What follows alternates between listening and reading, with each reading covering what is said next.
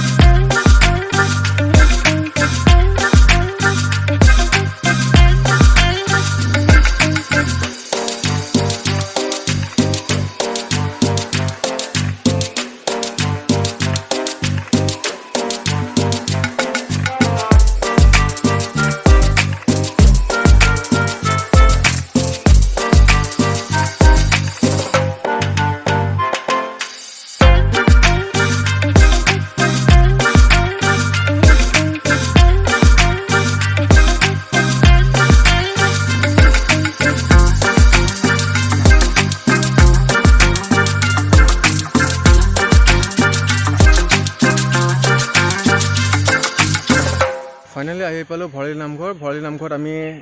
শৰাই দিলোঁ। শৰাইৰ কাৰণে কুপন ল'লোঁ আৰু কুপন লৈ আপোনালোকে পিছফালে হয়তো দেখিছিলে আপোনালোক যে ইয়াত ভোজ চোজ খাবৰ কাৰণে বহুত ধুনীয়া জেগা থৈ দিছে। ইয়াত এটা বহুত ভাল ব্যৱস্থা কৰিছে যে আপোনালোকে নিজে বস্তু আনি পেলাই ইয়াত খাব পাৰে। প্ৰসাদ চসাদটো একেলগে হয়, বাকী যিটো খোৱা বোৱা হয় ধৰক খিচিৰি আপোনালোকে ভোজ যি খায় সেইটো ইয়াত এক্সট্ৰা ঘৰ আছে, আপোনালোকে তাত আহি পেলাই আপোনালোকে খাব পাৰে ধুনীয়াকৈ।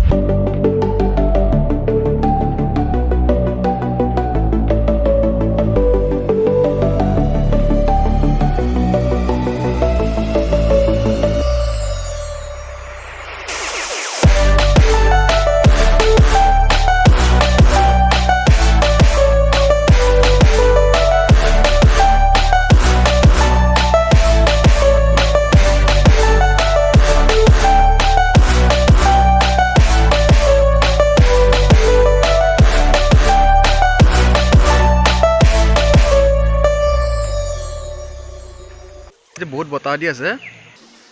জুই ধৰা মুস্কিল হৈছে, তথাপিও জুই ধৰিছোঁ। ধৰি লৈ পেলাই এতিয়া মহান্তৰ লগত যিহেতু আহিছোঁ, গতিকে মহাই খিচিৰি বনাই আছে। আপোনালোকক দেখাই আছোঁ কেনেকুৱা কি বনাই আছে বাৰু।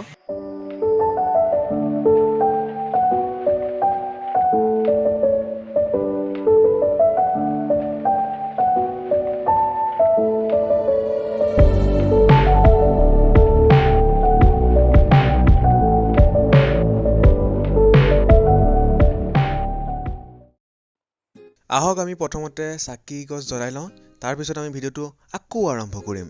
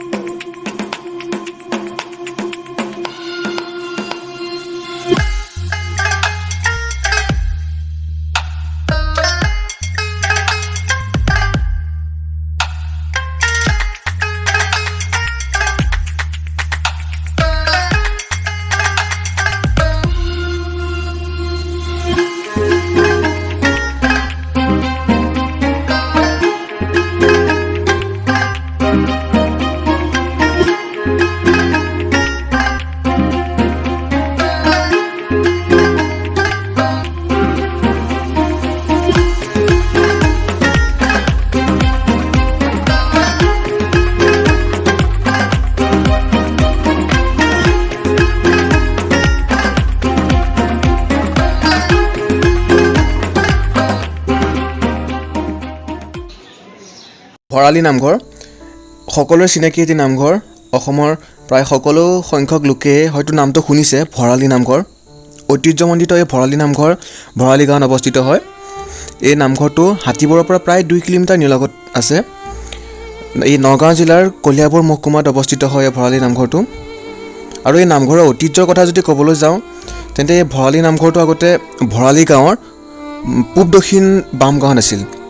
নামঘৰত ভাগৱত প্ৰতিষ্ঠা কৰিছিল বাপুৰাম দেৱে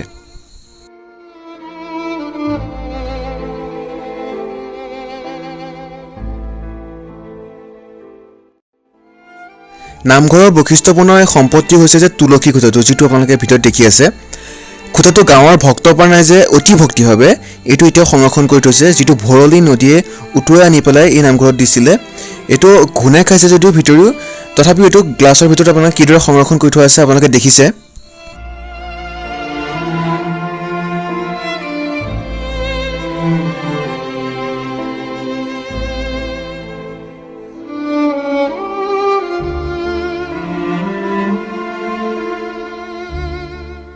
কিন্তু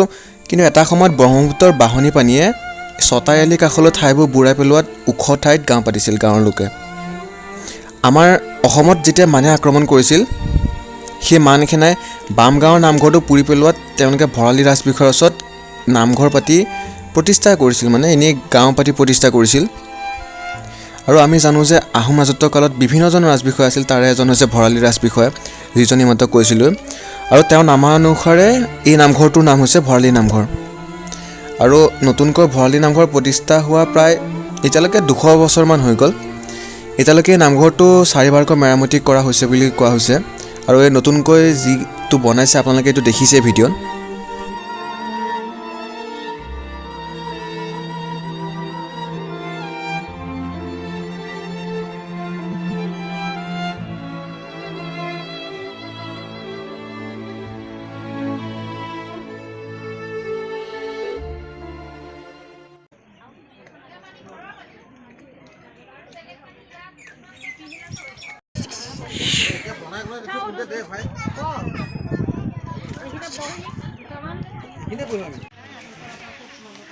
কোন কোন আহিছে চাই লোৱা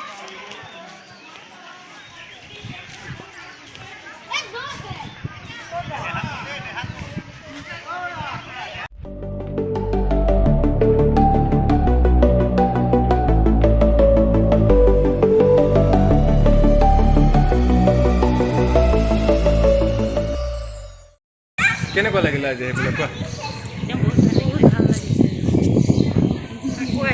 ইমান ভাল লাগিছে আজি নহয় নদেহা আমাৰ ল'ৰাটোৱে ভাল পাইছে ভৰালী নামঘৰত আজি আহি আমাৰ ইমান ভাল লাগিল ন ইমান ভাল পৰিৱেশ মনটো ভাল লাগিল সঁচাই বহুত ধুনীয়া লাগে আপোনালোকেও আহিব চাব ভৰালী নামঘৰ কেনেকুৱা বাকীটো আপোনালোকে দেখিছে এইটো আপোনালোকে যিটো দেখিছে ভৰালী নামঘৰৰ সন্মুখ ভাগতে আছে এইটো আমি জনামতে মানে বহুতে কৈছে এইটো বোলে এটা জীয়াশিল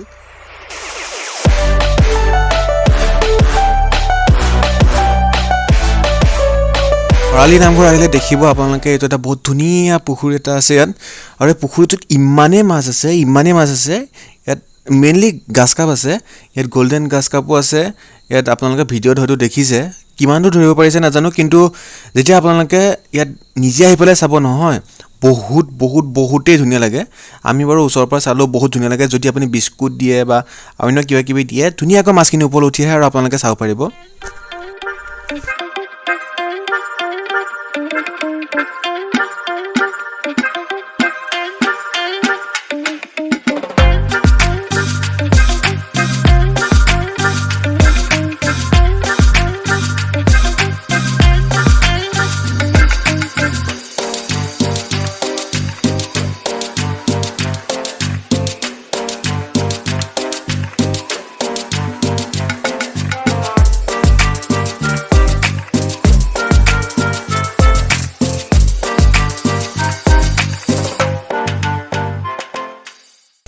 গাঁৱৰ যিসকল আগৰ বয়োজ্যেষ্ঠ লোক আছিল তেওঁলোকে কৈ গৈছে যে নামঘৰটি বুঢ়া ডাঙৰীয়াৰ বোলে জিৰণি চৰা কেতিয়াবা নিশাৰ ভাগত মানে বগা সাজপাৰ পিন্ধি বগা ঘোঁৰাত উঠি মানে পৰিভ্ৰমণ কৰি নামঘৰটোত বিশ্ৰাম লয় বোলে ইয়াত বোলে ঘোঁৰাৰ খটখট শব্দও ৰাইজে শুনা পায় অঁ, এইটো ঠিক যে আজিৰ এই বিজ্ঞান আৰু প্ৰযুক্তিৰ দ্ৰুত সম্প্ৰসাৰণত এই তথ্য অলৌকিক বা অসত্য বুলি গণ্য কৰিব খুজিলেও এই নামঘৰটোত ভগৱানৰ এক ঐশ্বৰিক শক্তিৰ উমান পোৱাটো সত্য। কিন্তু ভৰালি নামঘৰ দেখিলে কেনেকুৱা লাগিল ক'ব। আকৌ নতুন জেগা এটা দেখাম, তেতিয়ালৈকে ষ্টে টিউন, বাই বাই।